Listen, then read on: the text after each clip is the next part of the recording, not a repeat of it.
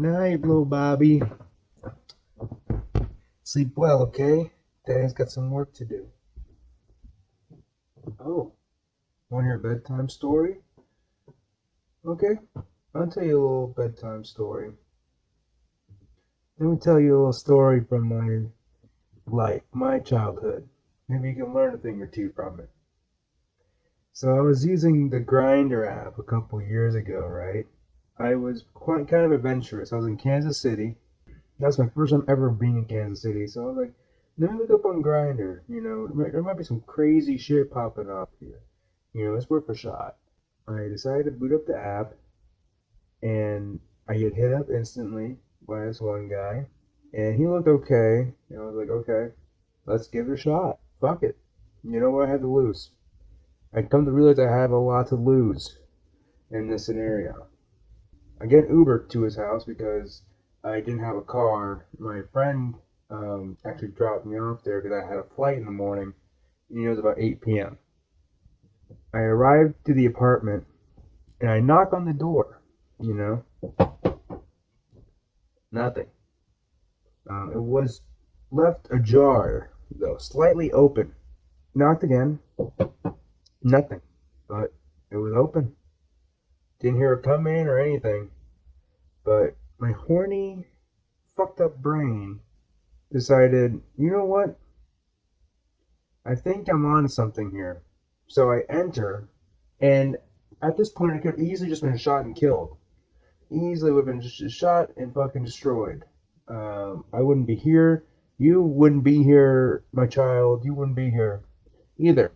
We would have just, neither of us would have existed because I would have just been shot right then and there. Like a fucking idiot I was. But thankfully, this idiot managed to live because for some reason this guy got off to the idea of some stranger walking into the apartment and fucking him. So I nervously walk into the apartment and there's nobody in the living room. So I decided to walk down the hallway and I see an open door to the right of the hallway. I peek in, and there he is. Laying on the bed, ass cheek up, looking like he's ready to looks like I've already been through like 12 different guys that day. Instinctively, I just pulled down my pants and just let him do his thing on my little dingling. And I'm like, okay, this is all right. How about I put it in you?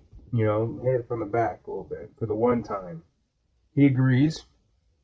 Put on a condom. I always used a condom aside from you. You were a dedicated choice, my child.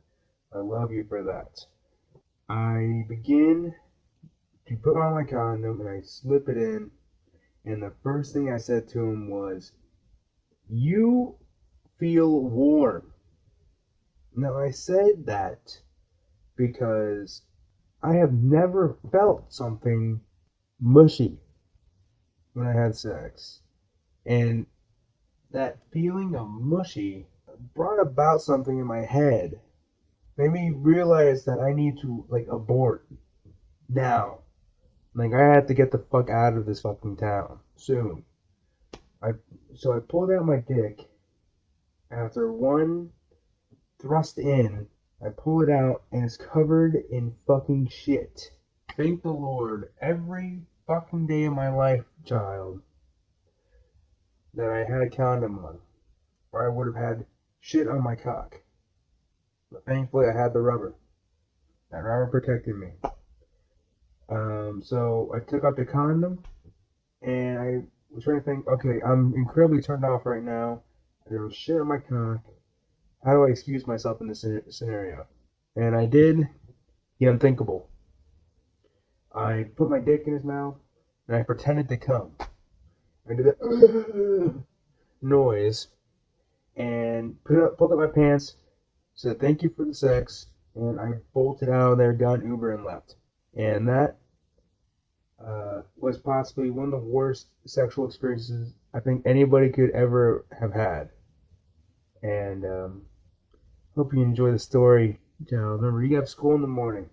I don't want to put you up too late, okay? Sleep well, bud.